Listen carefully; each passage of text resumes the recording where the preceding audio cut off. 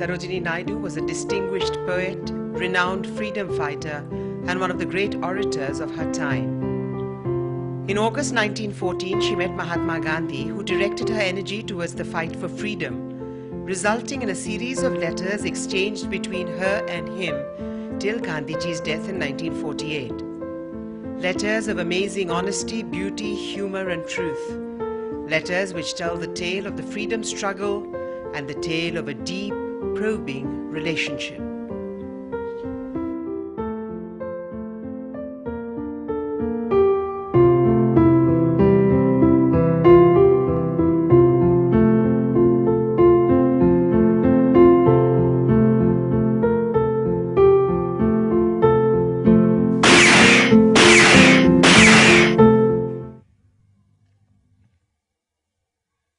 February the 1st, 1948, All India Radio, Sarojini Naidu's address to the nation. Like Christ of old, on the third day he has risen again in answer to the cry of his people and the call of the world for the continuance of his guidance, his love, his service and inspiration. And while we all mourn those who loved him, who knew him personally, and those to whom his name was but a miracle and a legend, though we are all full of tears, and though we are full of sorrow on this third day when he has risen from his own ashes, I feel that sorrow is out of place and tears become a blasphemy. How can he die, who through his life and conduct and sacrifice, who through his love and courage and faith has taught the world that the spirit matters, not the flesh, that the spirit has the power greater than the powers of the combined armies of the earth. He was small, frail, without money, without even the full complement of garment to cover his body, not owning even as much earth as might be held on the point of a needle. How was he so much stronger than the forces of violence, the might of empires, and the grandeur of embattled forces in the world? Why was it that this little man, this tiny man, this man with a child's body, this man so ascetic, living on the verge of starvation by choice, so as to be more in harmony with the life of the poor, how is it that he exercised over the entire world of those who revered him and those who hated him such power as emperors could never wield? It was because he did not care for applause, he did not care for censure, he only cared for the path of righteousness. He cared only for the ideals that he preached and practiced. And in the midst of the most terrible disasters caused by violence and the greed of men, when the abuse of the world was heaped up like dead leaves, dead flowers on battlefields, his faith never swerved in his ideal of non-violence. He believed that though the whole world slaughter itself and the whole world's blood be shed, still his non-violence would be the authentic foundation of a new civilization of the world. And he believed that he who seeks his life shall lose it, and he who loses his life shall find it.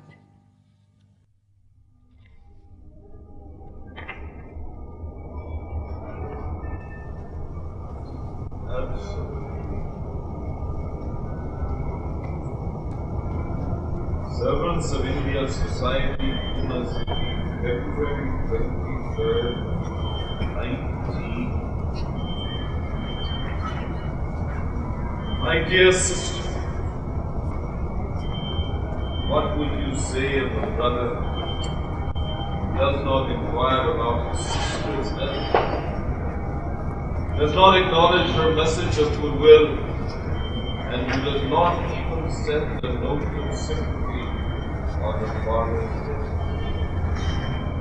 You will believe me when I tell you that I've not had a moment's rest after our landing from Calcutta. I thought, therefore, that I would write to you on settling down somewhere. Then I heard from Mr. Gokhale just when I left for Goldwood that you had lost your father. I said to myself then that I would write to you on reaching Goldwood, but no sooner had I reached than I had to retrace my steps to visit the desolate home of the servants of India Society. Oh, pity! Yet, my Rajya who died as very few had the privilege to die. Now, excuse me for the delay in writing to you. My sympathies are with you in your sorrow. You have enough philosophy in you to bear the grief that has overtaken you. Do please let me know how you are doing.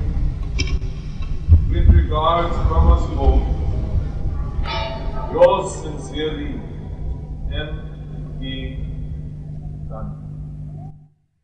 6th March 1915. Dear friend, what am I to say to you? My heart has been torn and my right hand cut off from me.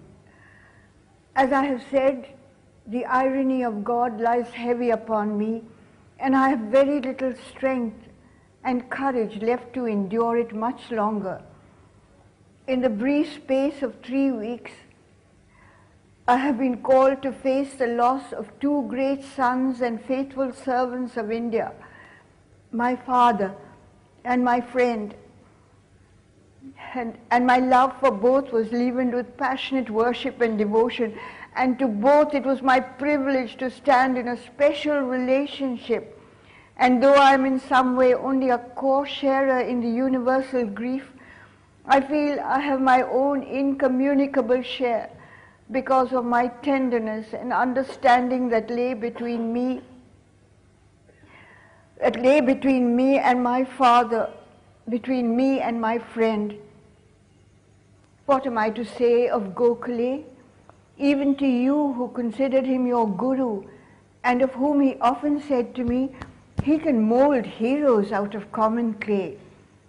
What beautiful things he used to say of you to me in the course of these long and intimate personal talks it was my privilege to have with him. It was in London, I remember so well. Someday I will tell you all, so that he might serve as a further inspiration.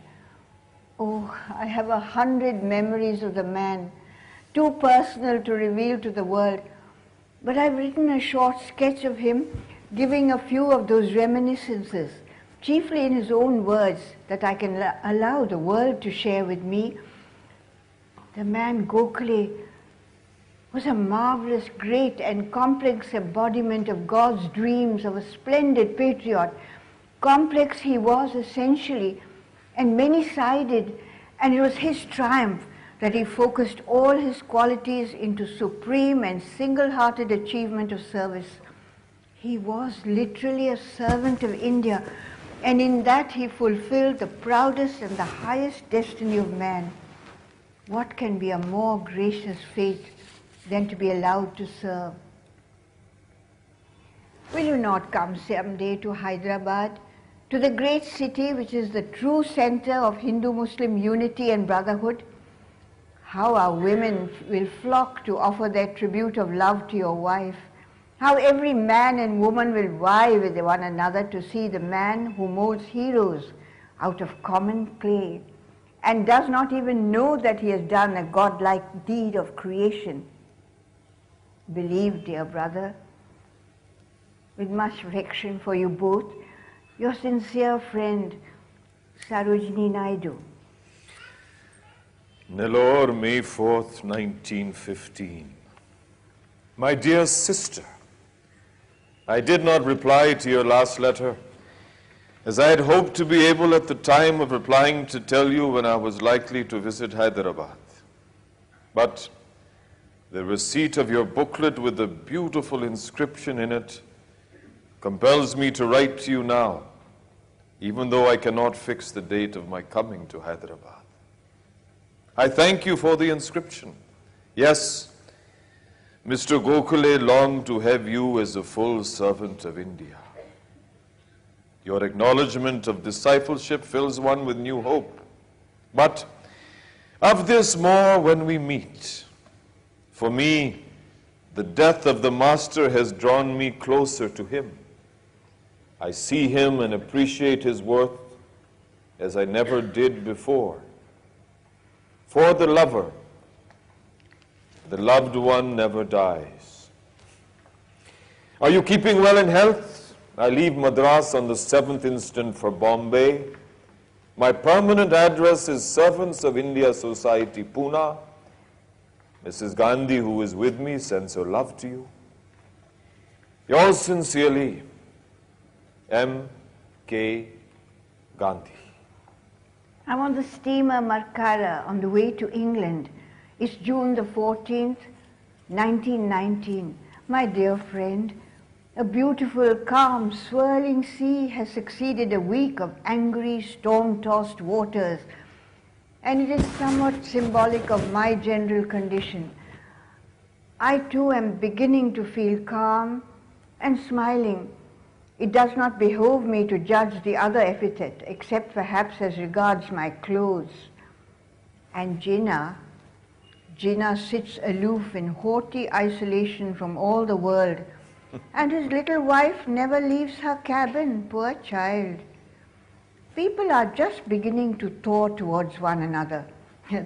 The heat is enough to melt even British ice. There is one dear old ICS demigod who loves to talk to me, a monologue, of course, against satyagraha and home rule. He's very on someone called Gandhi, and I had the greatest fun in teasing him.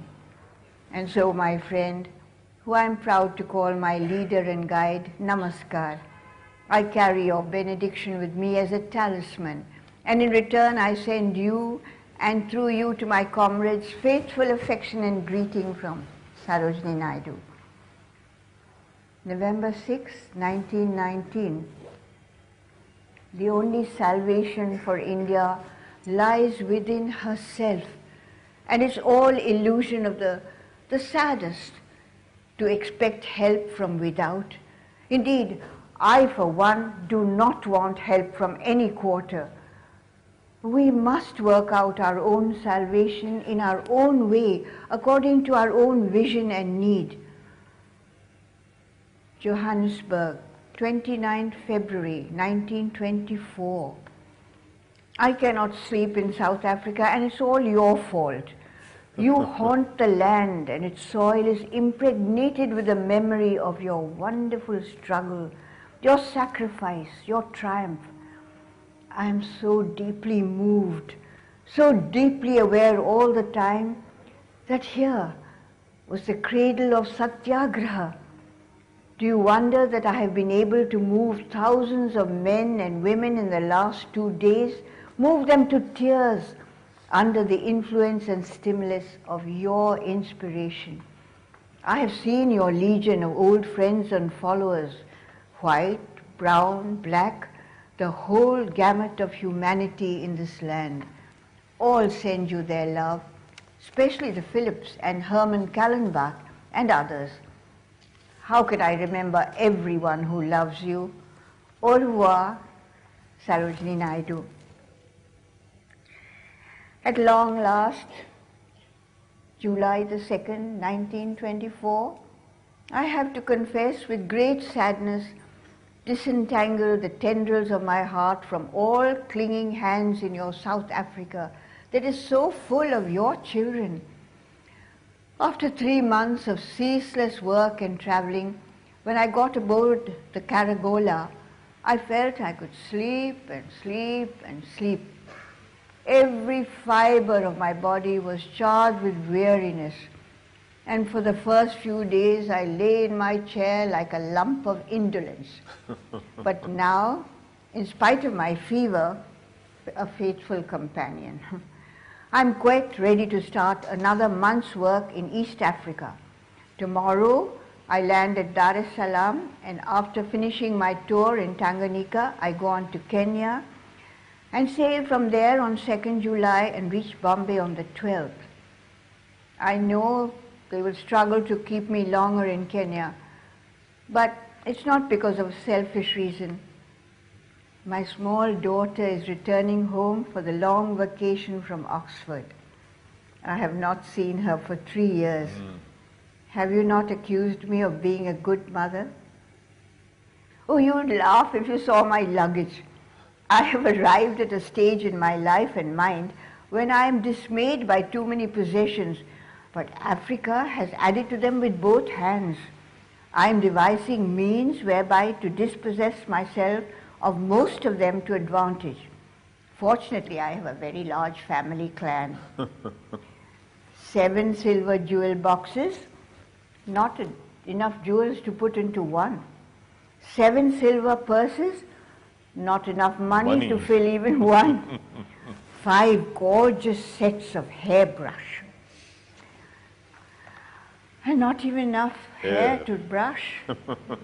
And oh, such beautiful foreign silks which I cannot wear. Caskets of gold, silver, ivory, tortoiseshell, with scrolls full of praises of some imaginary lady whom I don't recognize, and so on and so forth. And I, just a wandering singer. How you would laugh at the joyous irony of life.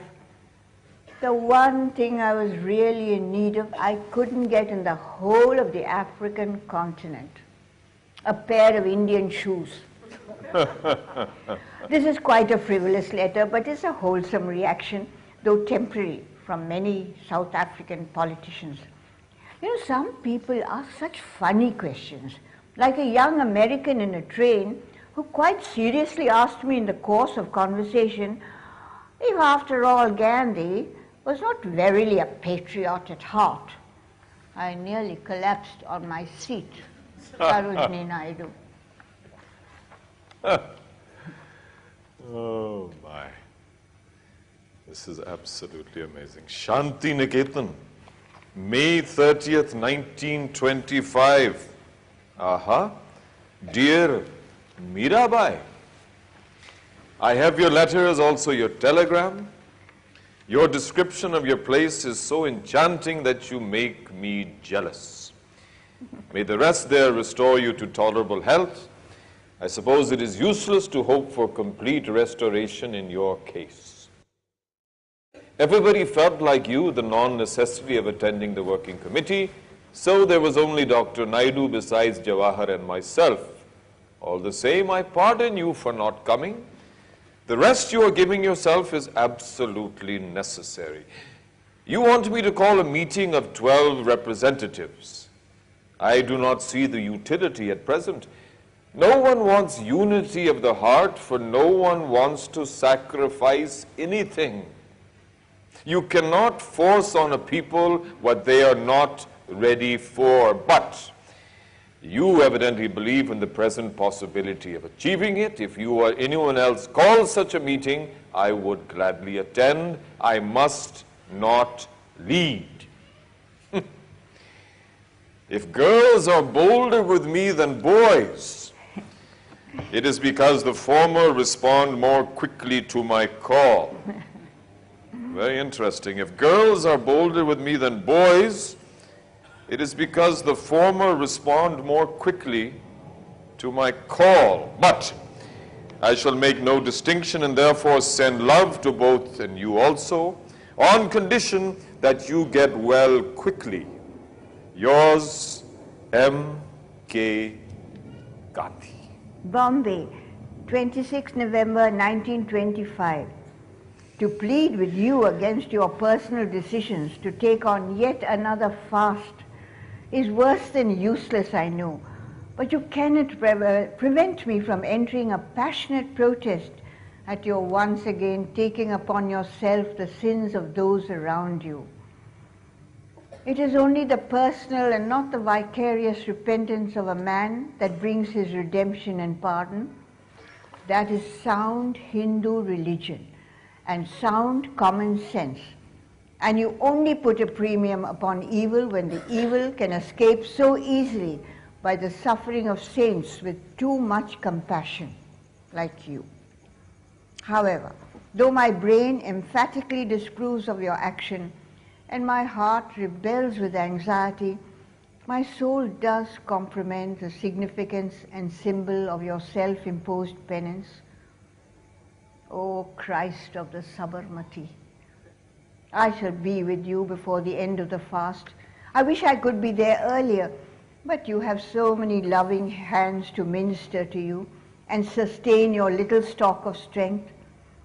Poor fragile body, great divine soul. Sarojini. Midnapur, July 6, 1925. My dearest Mirabai, I have your letter of sweet rebuke. May your strivings succeed. Do you think that I am willfully holding back? Nothing will keep me, not even you, from a forward movement when I have the call from within. Do I not remember those pearl drops you shed from your big eyes when you peremptorily asked me to go to the Punjab? I could not go then, but I did not stop a moment when I felt the call.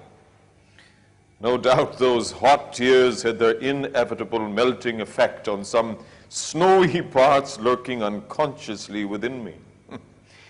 By all means, therefore, continue to strive and deliver your non-violent blows. I shall never misunderstand you or be angry with you. I want you to act on me. Believe me, I am as impatient as you are to go forward. I feel that we are going forward, appearances to the contrary notwithstanding, only I have not the immediate hope of 1921. That was a new birth and the joyous hope of it. Today, the hope is there, but it is based on mature experience and calculation. However, I am watching every movement in the Indian sky.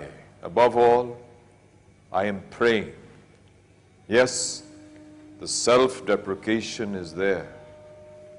We do need to be humble and purify ourselves. Your estimate of C.R. Das Deshbandhu is perfect. Bengal has almost forgotten Deshbandhu.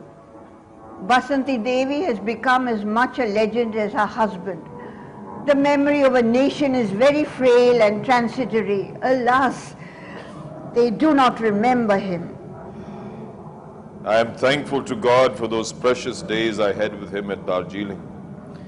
Having put the cup to my lips, cruel fate has dashed it before me as if to mock me. With love to you and Padmaja, yours sincerely, M.K. Gandhi. Postcard, December 2nd, 1925, Sabarmati Ashram.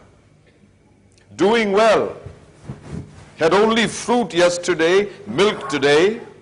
No more payment to Mahavir. Bapu. To Mirabai, Arthur Road, Bombay. God is our only rock. Fast began Saturday, broke yesterday, took milk morning, no anxiety whatever, love, Bapu. Oh, Bapu. December 20th, 1925. This is my last letter to you before we meet at Kanpur, where a mere woman displaces a mere man. In other words, you are replacing me as President of the Congress. May your words come out of purity. May you adore womanhood and Hinduism.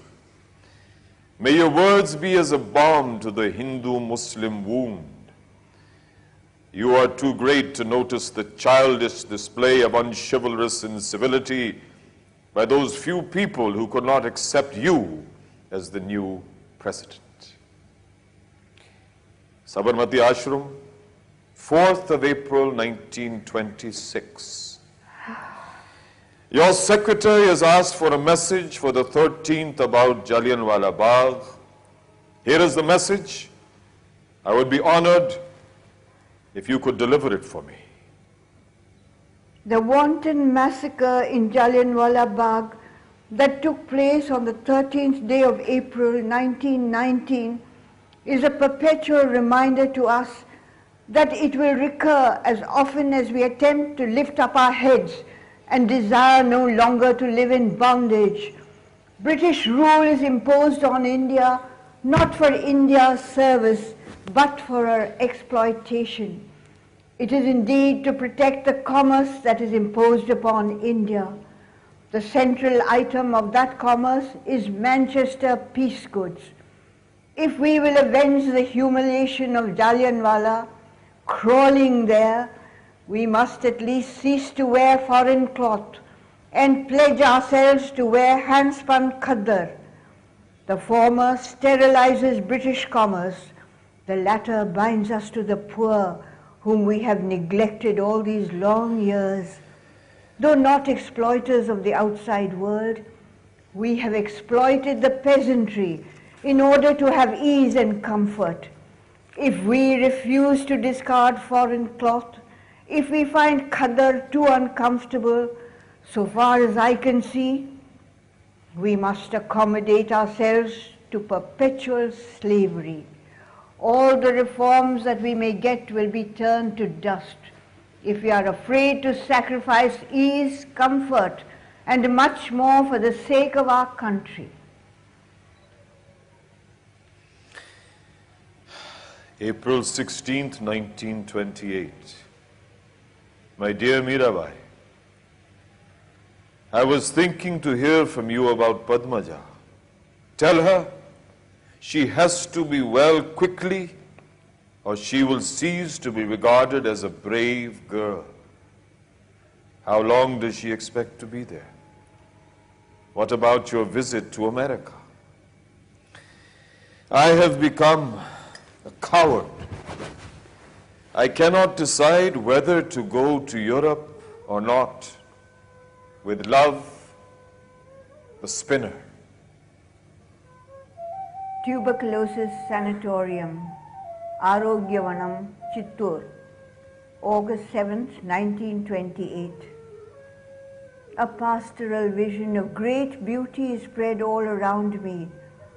The sunset has dyed the clouds in the west in the glowing colors of flame, and in the east to the tender colors of flowers. The low hills have taken on every dreamlike shadow, steeped in blue and purple, and the undulating valley just below is settling down to rest, gathering the wandering sheep, hushing the wild dove and wild hawks to slumber, collecting the little groups of peasants and laborers to their thatched huts under the boughs of the sheltering trees. Soon, all the people of this secluded colony, set in the heart of such sylvan beauty, will be at rest, each in his or her own bed, and soon the nightfall will wrap the hills and valleys and woods in a velvet darkness. But the darkness, alas, does not always bring comfort to the suffering, nor sleep. What sad vigils does a night witness that the world never knows? How many such vigils have the people of Bardoli kept night after night after night? But I rejoice that tonight the darkness will bring dreams of sweetness to those whose spirits were so unwearied in battle through long and terrible weeks. The sleep of the Satyagrahi, when his work is over, is indeed a divine gift to the gods. Do you remember the words of the German philosopher? Let your work be a battle. Let your peace be a victory. So it has been at Bardoli. The peace has indeed been a victory of peace and peaceful ways. As I wrote to Sardar Vallabhbhai a month ago, I have always felt and known that Satyagraha in its deep, authentic sense is literally the treasure of the lowly, not seekers after false values and false shadows. Your dream was to make Bardoli the perfect example of Satyagraha. Bardoli has fulfilled itself in its own fashion, interpreting and perfecting your dream. Your loving Mirabai, Sarojini Naidu. 2nd September 1928. I'm starting on my great adventure on the 12th, as you know, and being somewhat sentimental in my declining years, I propose to make a flying journey to bid farewell to someone in Sabarmati. If that someone will keep an hour or two free on the 8th, I shall probably reach Ahmedabad on the night of the 7th via Agra, and I'm sure Sarla Ben will give me a bed. I shall of course wire to confirm the date. Your loving Sarojini. Martina Itialana, Genova, 17 September 1928. Personal. I have written to Padmaja, who is not well, to go and stay while I am away with Mrs. Ambalal. Mrs. Ambalal is the right sort of companion for her, and their delightful children will be in themselves a prescription for all ills. But the lure I've held out is that she can see you every day, and for as long as she likes, and she could sit curled up quietly near you while you work, and you too could give her work to do. So please lay your command on her and make her go to Ahmedabad. Take great care of yourself and continue to give beautiful visions of peace to the world, eager for peace. Salutations to the mystic spinner from the wandering singer.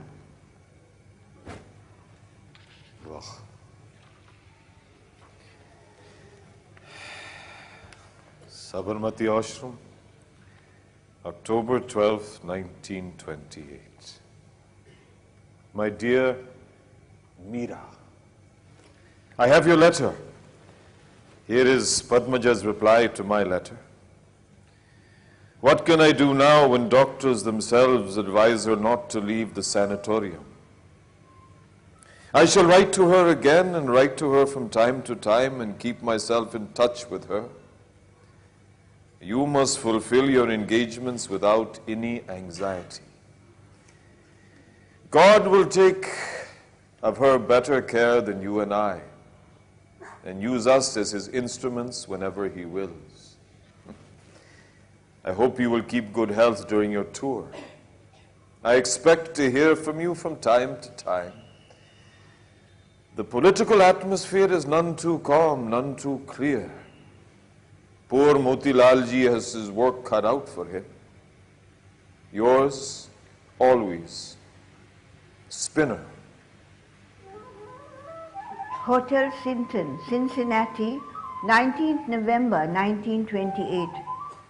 My mystic spinner, I have been 3 weeks in this wonderful new world where every hour has been an event.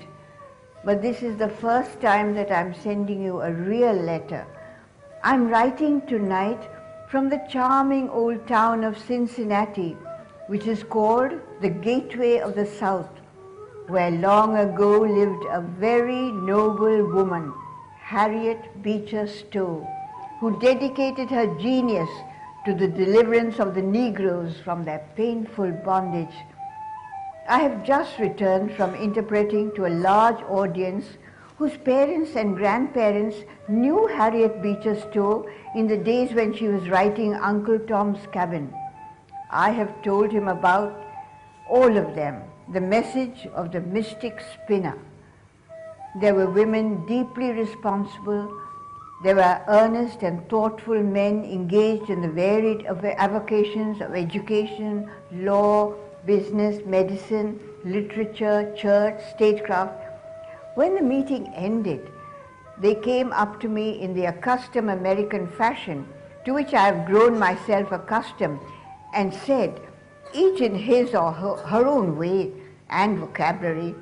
You spoke as one inspired and brought us a message that must inspire our life always. It is midnight here, but already the dawn is breaking over the Sabarmati, and its waters are the mirrors of the morning's rose and gold. I wish I were watching that morning, rose and gold, but do not let my whisper of homesickness become a loud rumor. Your very loving, Sarojini. Wah. Sabarmati, July 21st, 1929. My dear Mirabai, so the wandering singer has returned home after winning her laurels. I take it you are coming to Allahabad. You will then tell me all about your doings in Europe, of your conquests in America. American friends have told me more than your modesty will allow you to tell me. Hardly a mail passes without bringing something nice about you from America. Love to you and Padmaja, who is sure to be there to greet you. Yours, Mystic Spinner. August 7th, 1929, my dear peacemaker. I have your letter giving me all the information about dogs and daughters. I suppose you put the dogs first because they are less troublesome. I shall be in Bombay on 11th by the Gujarat mail, not the Kathiawar mail which comes in an hour later. I dare not stay at the Taj. I must go to Laburnum Road. Nothing will be required at Mr. Jinha's house, as I shall have taken horses' food at Laburnum Road. You will please send me back the same day. Lovingly yours, matter of fact, not mystic, Spinner. Taj Mahal Hotel, Bombay, 9th November 1929, private. Dear Mahatma Ji, since you joined the Asian tribe of wandering mendicants with your bottomless begging bowl, it has become somewhat difficult to locate your movements without close reference to your itinerary. However, I hope that you receive safely and with the minimum delay the letter which is of an urgent and, may I add, as far as practicable with your correspondence of a private nature. May I also request that on receipt of it, you will kindly send me a wire indicating your assent or dissent, confirmed by a line in writing at the earliest possible moment. Last evening, I was discussing once again with Mr. Jinnah the now all-absorbing topic of the round table and the pros and cons of such matters as amnesty to political prisoners, the personnel of the Indian delegation, and the desirable date of the conference. Mr. Jinnah once more reiterated that he believes that on these specific points, the Viceroy would be most willing to confer with you and meet you as far as lay within his power. Of course, on the hypothesis that the delegation is satisfactory, you could be willing to go to the conference. But the only question that troubled Mr. Jinnah was how to establish a point of contact between you two. I suggested the simple and natural expedient of your being invited by Lord Irwin to come and discuss the things with him. Mr. Jinnah expressed serious doubts as to whether I was correct in assuming that you would respond to such an invitation, whereupon I undertook to ascertain your view at once, and should you assent, he would put himself in touch with the Viceroy and try to arrange for a very small, informal conference between His Excellency, yourself, Pandit Motilal himself, and one or two responsible representative men, like Sir Tej Bahadur Sapru and others you might name of equal standing, who should be included in that private and informal small conference to discuss the specific points. I am of course writing to you on the assumption that all the circumstances carefully considered in the light of the debate in the Parliament, you would still keep the door open in the hope of arriving at some satisfactory adjustment, enabling the Congress to participate in the proposed conference. I know that you have always the patience to attempt to the last moment all proper and reasonable methods of discussion, argument, consultation, persuasion, before you finally abandon your task and close the door. The door, in my opinion, should not be too hastily closed. The occasion and the implications are too important. I'm not sure if I shall be able to undertake another long journey so soon after Delhi, and I may not, unless it be absolutely necessary, get to Allahabad for the working committee on the 16th. You know the very precarious condition of my health at present. But if you think my presence will in any way be helpful, please mention in your wire that you want me at Allahabad. I'm a good soldier, and I will come. Much love from your affectionate Sarojini Naidu. November 14th, 1929, a telegram to Sarojini Devi, Taj Mahal, Bombay. Consider it impossible. Interrupt program, disappoint tens of thousands who cannot understand interruption? Impossible. Interview can come if necessary after 24th. Meanwhile, hope Mr. Jinnah and other friends will respond to Motilal Ji's invitation.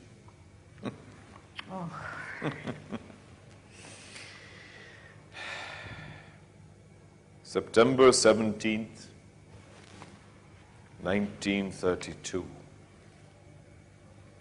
Dear mother, singer, and guardian of my soul.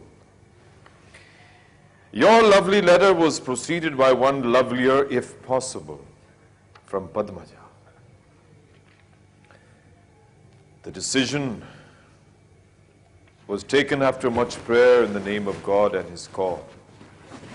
I have no power, therefore, to postpone the hour of execution, the hour of starting my fast.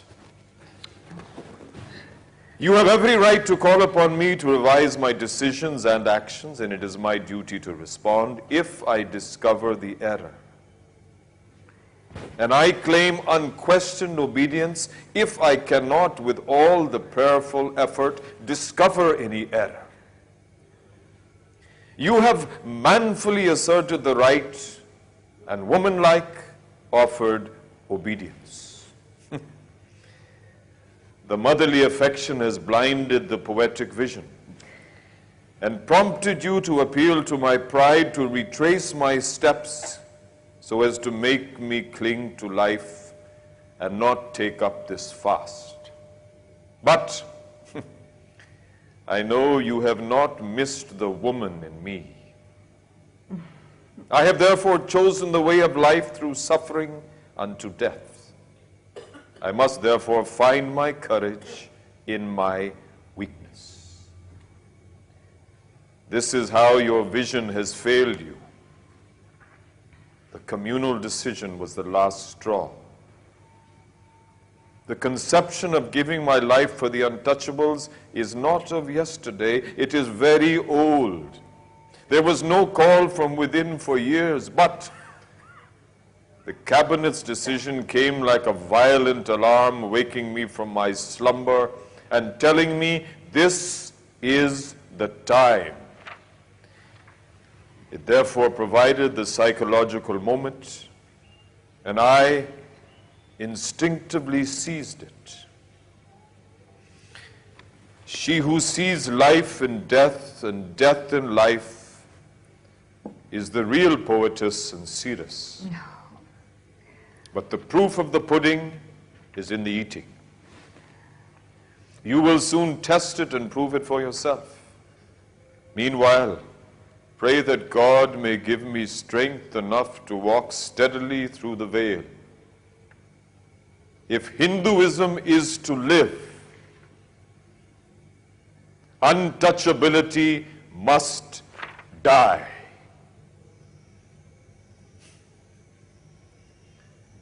It may be that this is my last letter to you. No. I have always known and treasured your love. I think that I understood you when I first saw you and heard you at the Criterion in London in 1914. If I die, I shall die in the faith that comrades like you, with whom God has blessed me, will continue the work of the country, which is also fully the work of humanity, in the same spirit in which it was begun. If the interests of the country are to be one with those of humanity, if the good of one faith is to be the good of all faiths, it will come only by the strictest adherence to truth and non-violence in thought, word, and deed.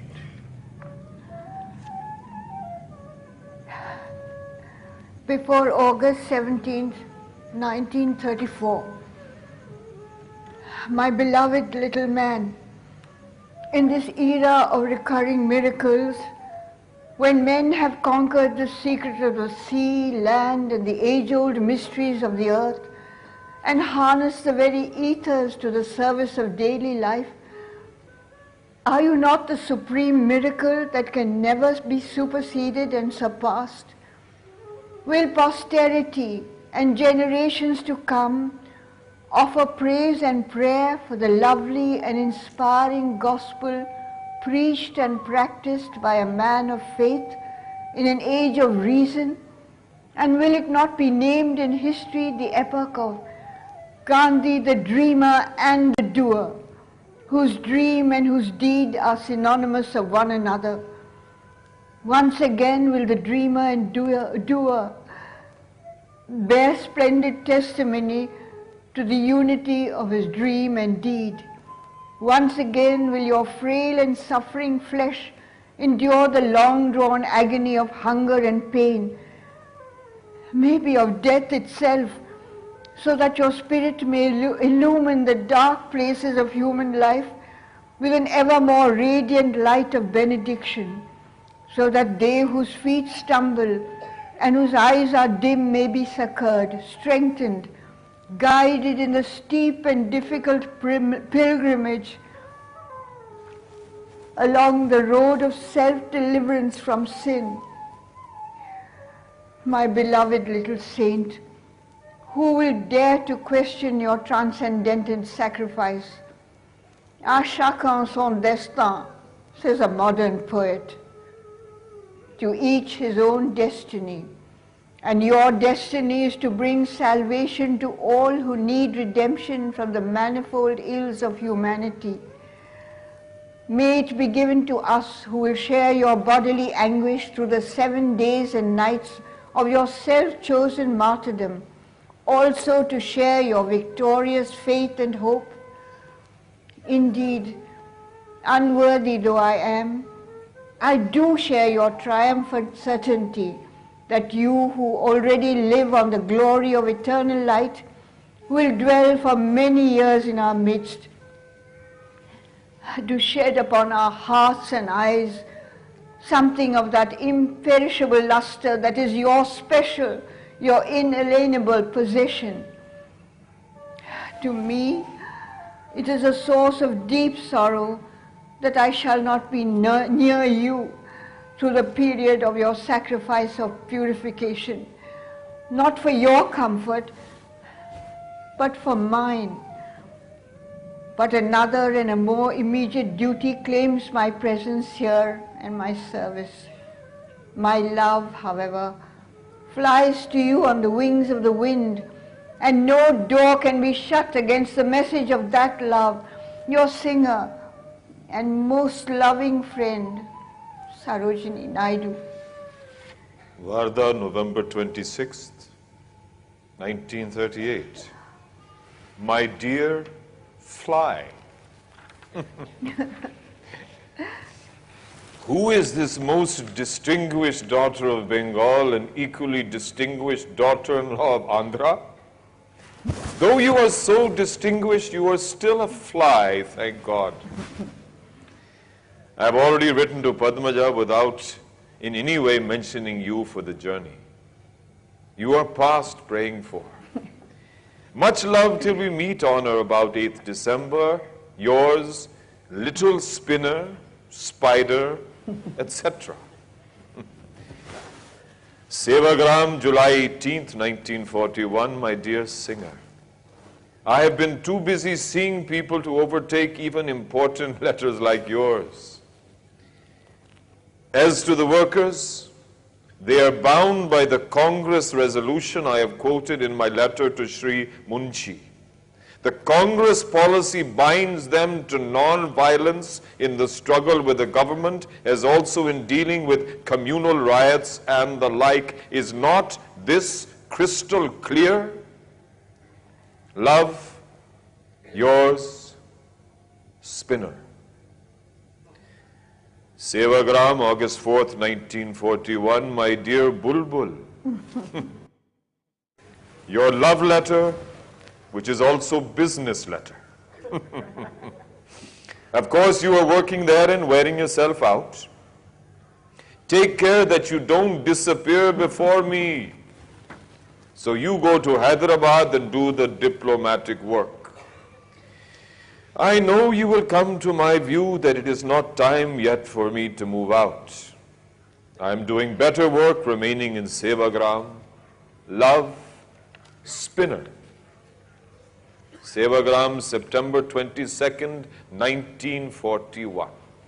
Dear sweet singer, may God be with you in your travail, which is but your anvil to test the gold that is you, yours, Spinner. Panchgani, July 17th, 1944. My dear Amma Jan, your precious letter. You must not be angry with poor me. Bear with me for a while. Mists will roll away sometime. You are my message. At the Urdu conference, you will be all in all. Therefore, do not ask me for a formal message. That will land me in a sea of troubles. I have refused to send messages. Let me spare every ounce of energy for the task before me. You should all behave better about the upkeep of the body. Or is that to be reserved for me only? Love from Spinner. Sevagram, August 20th, 1944. My dear Bulbul-e-Hind. Though I seem to have neglected you, you have not neglected me. Thank you for it. The reason for not sending you even love letters is that work before me has taxed all my time and energy. I have not asked you to come because I have relied only on God's guidance. I do not know what I'm going to say when I beard the lion, in other words, Mr. Jinha. I rely on him giving me the word. You can fill in the details. Love to you all. Spinner. Uttarayan, KalaNiketan, Bengal, 26/12/1946. This is not a letter. It is an affirmation of love and faith. Had it been possible, I should have tried to reach you if only for a moment. You will, I know, approve of my leaving Bengal without even making the effort. I neither need to see you nor speak with you, because you dwell in my vision, and your message sings itself to the world through my heart. Beloved pilgrim, setting out on your pilgrimage of love and hope, go with God. In the beautiful Spanish phrase, I have no fear for you, only faith in your mission. Sarojini.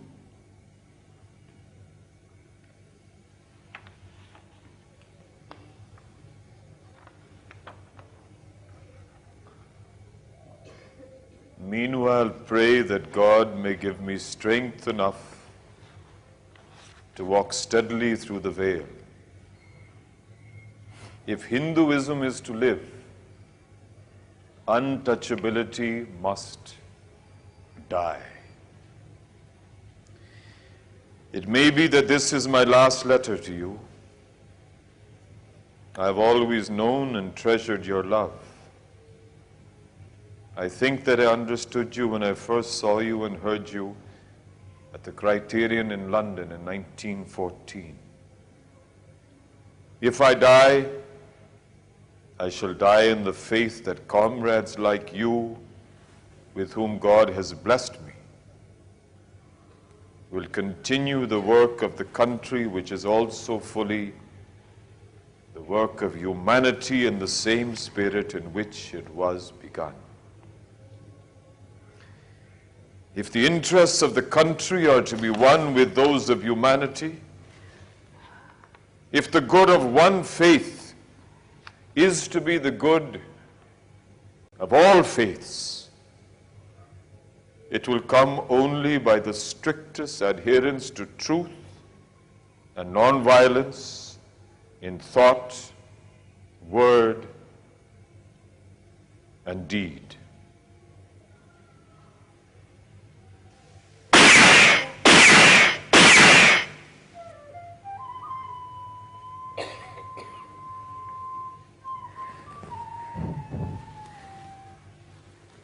My Father, do not rest. Do not allow us to rest. Keep us to our pledge. Give us strength to fulfill our promise. Your heirs, your descendants, your stewards, the guardians of your dreams, the fulfillers of India's destiny. You whose life was so powerful, make it so powerful in your death. Far from mortality, you have passed mortality by a supreme martyrdom in the cause most dear to you. Father, do not allow us to rest.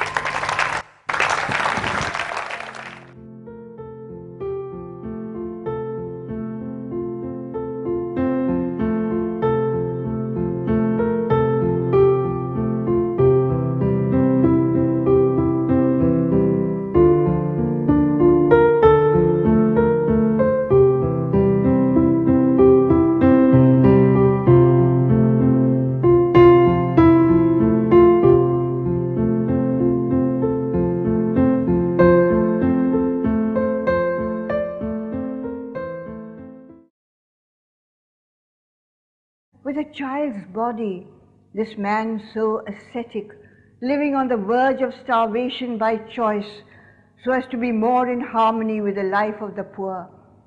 How is it that he exercised over the entire world of those who revered him and those who hated him such power as emperors could never wield? It was because he did not care for applause. He did not care for censure. He only cared for the path of righteousness.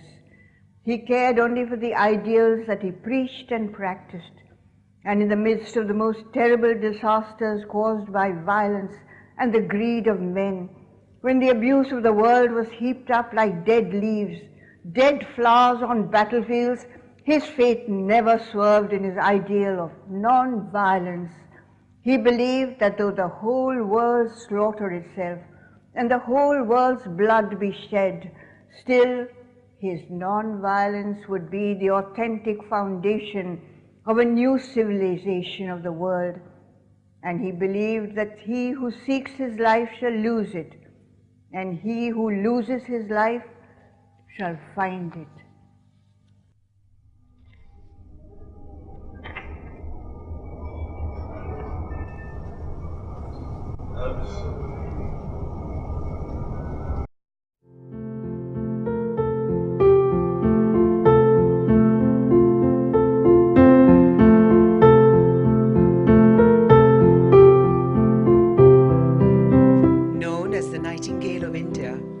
Sarojini Naidu was a distinguished poet, renowned freedom fighter, and one of the great orators of her time. In August 1914, she met Mahatma Gandhi, who directed her energy towards the fight for freedom, resulting in a series of letters exchanged between her and him till Gandhiji's death in 1948.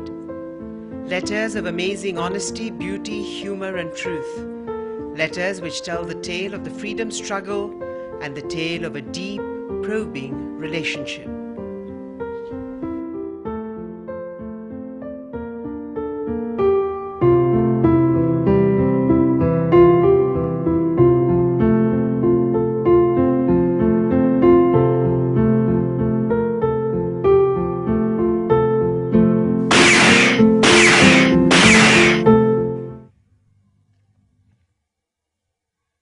February the 1st, 1948, All India Radio, Sarojini Naidu's address to the nation. Like Christ of old, on the third day he has risen again. Servants of India Society, Pune City, February 23rd, 19. My dear sister, what would you say of a brother who does not inquire about his sister's health, does not acknowledge her message of goodwill, and who does not even send a note of sympathy on her father's death? You will believe me when I tell you that I have not had a moment's rest after our landing from South. I thought, therefore, that I would write to you on settling down somewhere. Then I heard from Mr. Gokhale just when I left the phone you had lost your father. I said to myself then that I would write to you on reaching Bolpur, but no sooner had I reached than I had to retrace my steps to visit the desolate home of the servants of India Society. Oh, the pity of it. And yet, my Rajya who died as very few had the privilege to die. Now, excuse me for the delay in writing to you. My sympathies are with you in your sorrow. You have enough philosophy in you to bear the grief that has overtaken you. Please let me know how you are keeping. With regards from us both, yours sincerely, M.P. Gandhi. 6th March 1915. Dear friend, what am I to say to you? My heart has been torn and my right hand cut off from me. As I have said, the irony of God lies heavy upon me, and I have very little strength and courage left to endure it much longer. In the brief space of 3 weeks, I have been called to face the loss of two great sons and faithful servants of India, my father and my friend, and my love for both was leavened with passionate worship and devotion, and to both it was my privilege to stand in a special relationship. And though I am in some way only a co-sharer in the universal grief, I feel I have my own incommunicable share because of my tenderness and understanding that lay between me in answer to the cry of his people and the call of the world for the continuance of his guidance, his love, his service and inspiration. And while we all mourn those who loved him, who knew him personally, and those to whom his name was but a miracle and a legend, though we are all full of tears, and though we are full of sorrow on this third day when he has risen from his own ashes, I feel that sorrow is out of place and tears become a blasphemy. How can he die who through his life and conduct and sacrifice, who through his love and courage and faith has taught the world that the spirit matters, not the flesh, that the spirit has the power greater than the powers of the combined armies of the earth. He was small, frail, without money, without even the full complement of garment to cover his body, not owning even as much earth as might be held on the point of a needle. How was he so much stronger than the forces of violence, the might of empires, and the grandeur of embattled forces in the world? Why was it that this little man, this tiny man, this man with a